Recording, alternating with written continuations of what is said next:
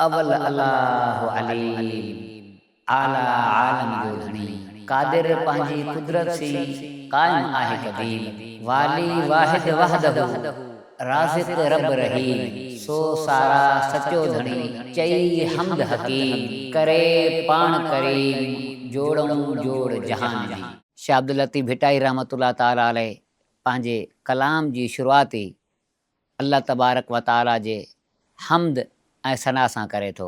हू ॿुधाए थो त सभ खां अव्वल सभ खां आला मक़ाम ऐं मर्तबो ऐं हर शइ जो इल्मु रखंदड़ सिर्फ़ु अल्लाह ताला जी ज़ात आहे जेको सॼी काइनात जो मालिक ऐं पालींदड़ आहे। अल्लाह ताला क़ुर पाक में फ़रमाए थो हुवल अव्वल वल आख़िर वज़ाहिर वल बातिन वहुव बिकुल्लि शैइन अलीम, यानी अल्लाह ई सभ खां अव्वल सभ खां आख़िर ज़ाहिर ऐं लिकियल आहे ऐं हर शइ खे चङी तरह ॼाणंदड़ आहे।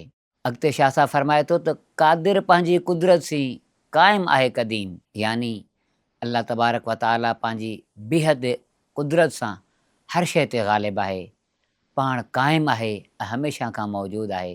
क़ुर करीम में इरशाद फ़रमाए थो इन्न अल्लाह अला कुल्लि शैइन क़दीर, ऐं ॿी हंधि इरशाद फ़रमायो अल्लाहु ला इलाहा इल्ला हुव अल हय्युल क़य्यूम। वरी अॻिते शाह साहब फ़रमाए थो वाली वाहिद वहदहू राज़िक़ रब रहीम, यानी अल्लाह ई अकेलो मालिक आहे, संभालींदड़ आहे, रोज़ी ॾींदड़ आहे ऐं निहायत ई महिरबान आहे। क़ुर पाक में अल्लाह ताला फ़रमायो इन्न अल्लाह हुव रज़्ज़ाक़ु ज़ुल क़ुव्वतिल मतीन, ऐं अॻिते वरी शाह साहब फ़रमायो सो सारा सचो धणी चई हमद हकीम, यानी हर क़िस्म जी साराह ऐं हमद रुॻो उन सचे पालणहार जे लाइक़ु आहे। जीअं क़ुर करीम जी पहिरीं सूरत में आहे अल्हम्दुलिल्लाहि रब्बिल आलमीन अर्रहमानिर रहीम। शाह साहब आख़िर में फ़रमाए थो करे पाण करीम जोड़ऊं जोड़ जहान जी, यानी हिन सॼी काइनात जे निज़ाम हर मख़लूक़ खे पंहिंजी कुदरत सां पैदा कंदड़ अल्लाह ताला जी ज़ात ई आहे।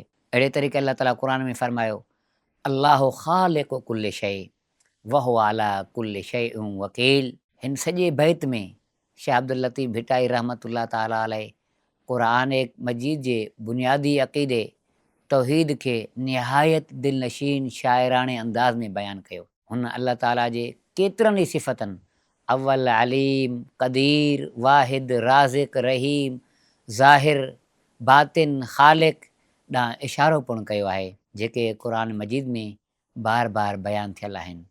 तंहिं करे हीअ बैत इंसान जी दिलि में अल्लाह जी मार्फत संदसि हमद तौहीद ऐं मुकम्मल भरवसे जो जज़्बो पैदा करे थो। Social media Sindhi Dawat Islami platforms के लाइक्स फॉलो शेयर कयो सब्सक्राइब कयो।